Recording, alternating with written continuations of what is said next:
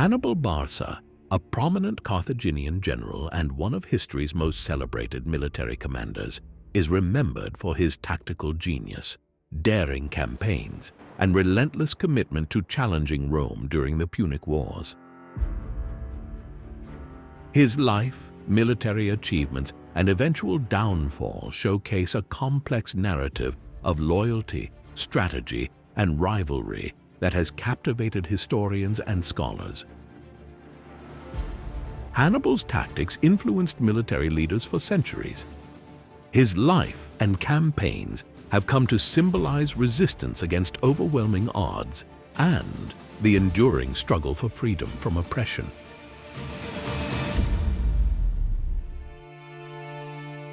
Hannibal was born in 247 BCE in Carthage, a powerful North African city-state and Rome's greatest rival at the time. His father, Hannibal Barca, was a prominent Carthaginian general who had established a strong reputation through his campaigns during the First Punic War. Though Carthage ultimately lost this conflict, Hannibal gained significant respect among Carthaginians for his skill in battle and his leadership. He later went on to conquer vast territories in Spain, consolidating Carthaginian power in the Iberian Peninsula and amassing wealth and resources to continue his efforts against Rome. Hannibal also founded the Barca dynasty, an influential family whose power and ambition would shape Carthage's future conflicts with Rome. From a young age, Hannibal was exposed to the military lifestyle and the intense animosity between Carthage and Rome. According to Roman historians, Hannibal made his son swear an oath to forever oppose Rome. This oath reportedly fueled Hannibal's lifelong commitment to fighting against Rome and preserving his father's legacy. After Hamilcar's death around 228 BCE, Hannibal's brother-in-law, Hasdrubal the Fair, assumed command over Carthaginian forces in Spain. Hannibal continued his military training under Hasdrubal's tutelage until Hasdrubal was assassinated in 221 BCE, after which Hannibal, then in his mid-20s, took command of the Carthaginian army. Hannibal's military acumen became apparent as he expanded Carthage's holdings in Spain, subjugating various tribes and securing loyalty from local leaders. By the time he assumed command, tensions between Carthage and Rome had escalated once again. The primary spark for the Second Punic War occurred when Hannibal attacked the city of Saguntum in 219 BCE, a Roman ally located within what Rome considered its sphere of influence in Spain. Rome responded by demanding Hannibal's surrender, which Carthage refused, effectively triggering the start of the Second Punic War. Hannibal's military strategies were bold, innovative, and daring, setting him apart as a general of extraordinary skill.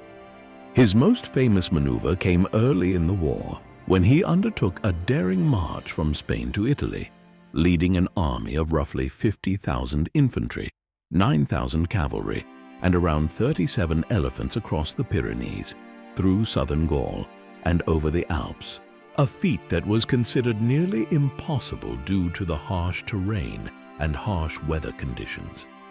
Although he lost nearly half of his army and most of his elephants in this arduous journey, Hannibal's forces arrived in Italy and stunned the Romans with their resilience.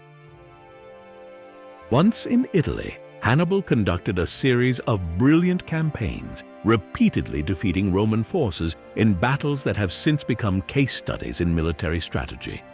At the Battle of Trebia in 218 BCE, he lured Roman forces into a trap by hiding troops in an ambush position, leading to a decisive Carthaginian victory. The following year, at the Battle of Lake Trasimene, Hannibal again outmaneuvered the Romans, using the natural terrain to trap and defeat an entire Roman army. However, it was the Battle of Cannae in 216 BCE that cemented Hannibal's reputation as a master tactician. In this engagement, Hannibal used a double envelopment strategy to surround a much larger Roman force, inflicting catastrophic losses and securing one of the most crushing victories in military history. Hannibal's successes in Italy brought him fame and fear, but despite his victories, he struggled to achieve a decisive end to the war. Without sufficient reinforcements from Carthage, he was unable to capture Rome itself. Additionally, the Romans, led by generals like Fabius Maximus and later Scipio Africanus, adapted their tactics to avoid direct confrontation, employing a strategy of attrition that ultimately weakened Hannibal's forces over time. After 15 years of campaigning in Italy, Hannibal's position grew increasingly precarious as Roman forces gained strength and launched successful counteroffensives. In 203 BCE, the Carthaginian Senate, under pressure from Roman forces advancing into North Africa, ordered Hannibal to return to Carthage to defend the homeland. Hannibal's final major engagement with Rome took place in 202 BCE at the Battle of Zama, where he faced Scipio Africanus. Despite his efforts, Hannibal's army was decisively defeated, ending the Second Punic War with a Roman victory. Following Carthage's defeat, Hannibal remained a prominent political figure in Carthage. He introduced reforms to reduce corruption and improve governance, a move that made him popular among the common people but drew the ire of the Carthaginian aristocracy and wealthy elites. Meanwhile, Rome, wary of Hannibal's influence, demanded his surrender. In 195 BCE, fearing betrayal, Hannibal fled Carthage and began a period of exile, traveling to various eastern courts in search of support for his cause.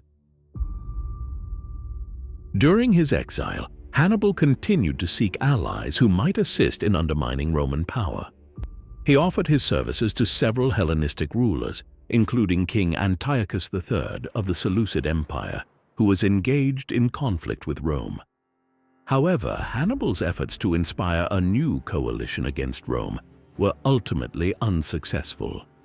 Rome's expanding influence in the eastern Mediterranean region limited the support he could rally, and Roman emissaries constantly pressured local rulers to surrender him.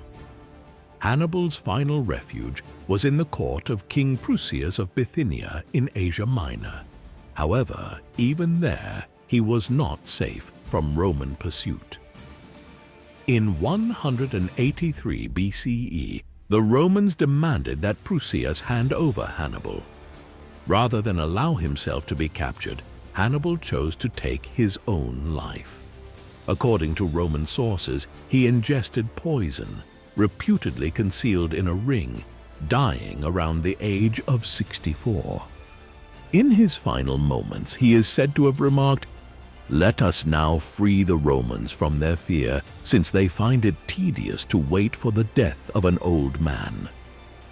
Hannibal's impact on military history and tactics is profound. His innovative battlefield tactics, use of psychological warfare, and masterful application of strategy have earned him a place among the greatest military commanders in history. His campaigns in Italy during the Second Punic War showcased the limits of conventional military wisdom and inspired future generals, including Napoleon Bonaparte and the Duke of Wellington, to study his techniques.